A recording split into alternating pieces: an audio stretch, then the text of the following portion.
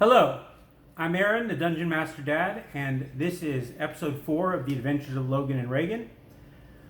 Logan and Reagan, my 11 and 9-year-old, but also their characters, Logan and Reagan, two elves from the Elven Kingdom of Selene in the world of Greyhawk, have come to the village of Hommlet to search for an elven noblewoman who has gone missing. In interviewing people in the city, they find out about bandit activity.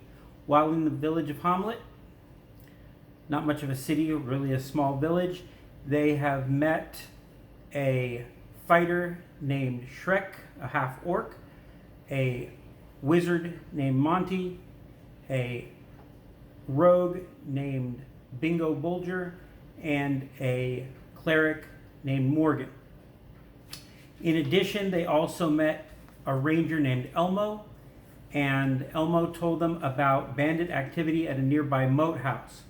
They decided to check out the Moathouse first because bandits might have taken prisoners, and in our last episode I talked about the assault on the upper level of the Moathouse. They found the stairs downward and went down into the dungeon level, and Elmo lost his armor to a patch of green slime, replaced it with some armor from some of the bandits they had defeated in the upper level of the Moathouse. Here's the map of the Moathouse, upper level, and after going down the stairs, which are right here, they're now going to the lower level. They come down the stairway in this area here, and first they check out these two rooms to the west. They're storerooms, locked. Bingo gets the doors open. There are foodstuffs, various stores, but nothing of great value. The long room down here to the southeast is a torture chamber, which is currently unoccupied. In one of the pillars, they find a secret panel and rungs leading down into the darkness. They decide at the moment not to go that way, and because of other developments, they never do get back to it. Another storeroom over here leads into a room with an ogre. They defeat the ogre and find a doorway to the south where the ogre has his prisoners, several merchants and a gnome. They set these free and bring them back to the upper level. They're all non-combatants, so not of any much help going forward. They locate this secret door to this passage leading east down these stairs. Now at this point, Logan and Reagan are doing a really good job of guessing the right way to go. There are a lot more passages and more encounters they could have had, but they basically made a straight beeline for the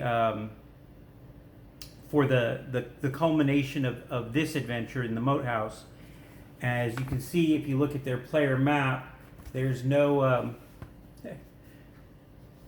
this way, nothing this way, nothing through the doors that ultimately don't lead anywhere. It is the ways that they went are ultimately the ways that they needed to go. That was pretty much luck.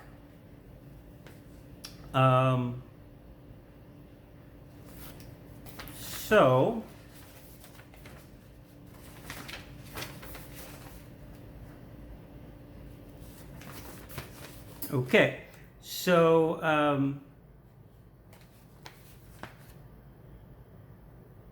I knew I'd left something out. So this room with the pillars also contained 12 zombies that came out of these rooms here, 3 from each.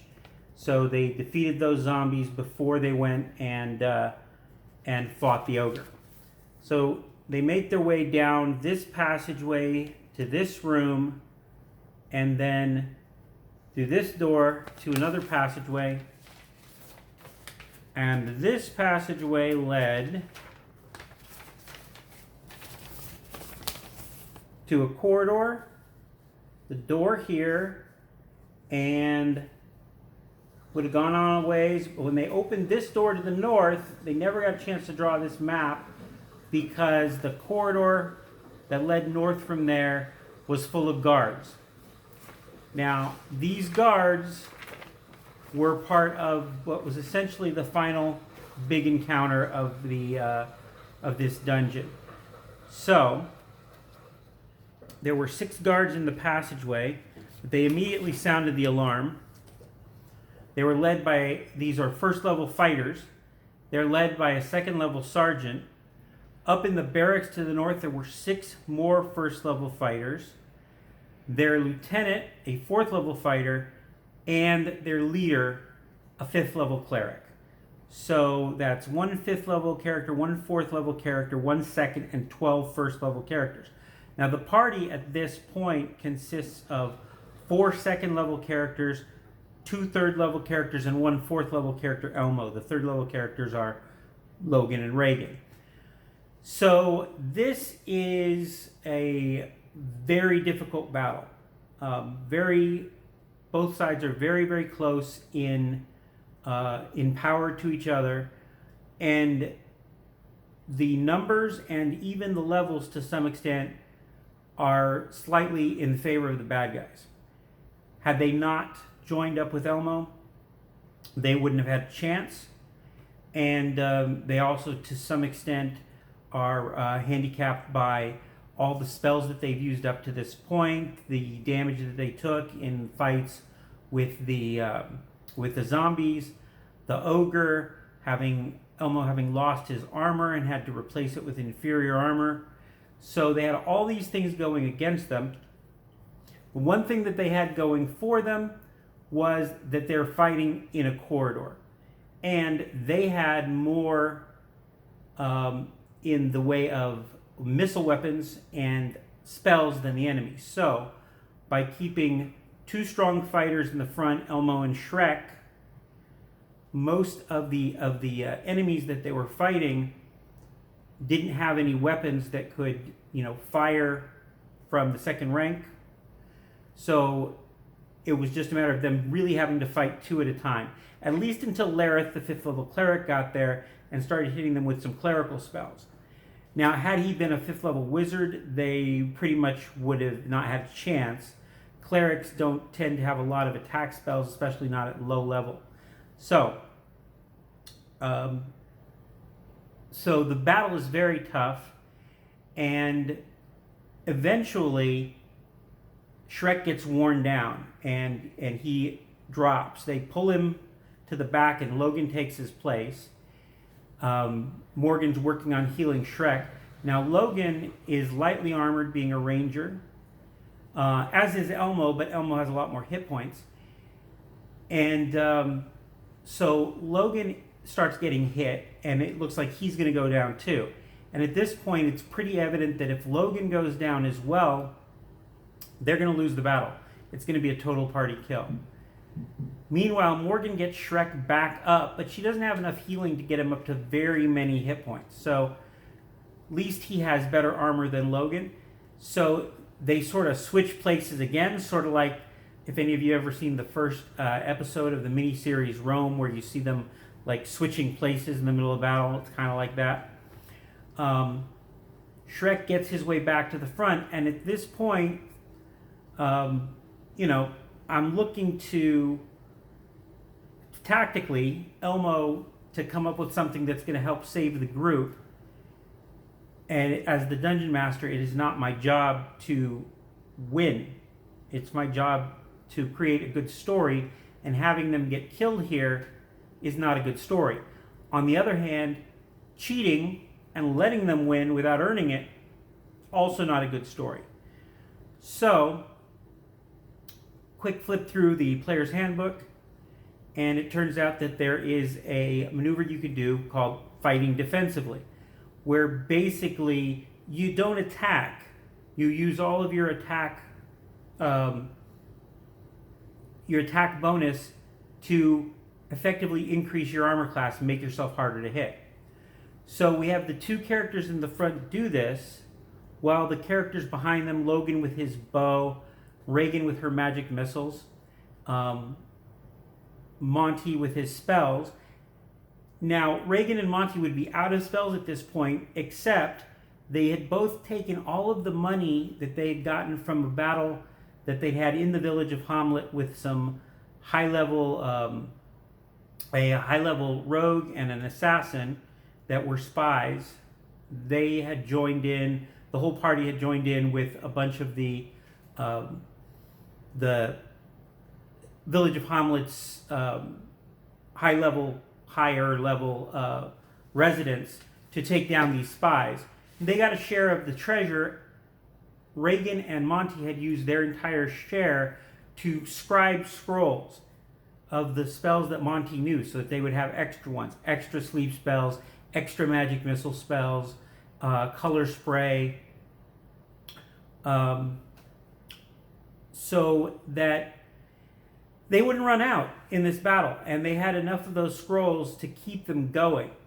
So we have now Shrek and Elmo basically just using their weapons to defend themselves only, not attacking, just trying to stay alive, trying to keep the corridor blocked so that the front line doesn't go down, so that the softer, squishier characters behind them can stay alive.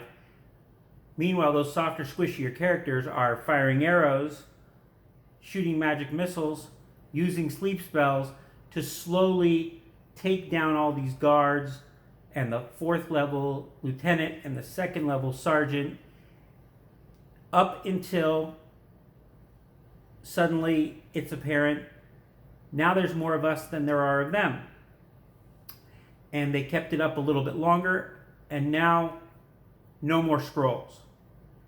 At this point, no scrolls left, but there's only like 2 guards left and Lareth the cleric.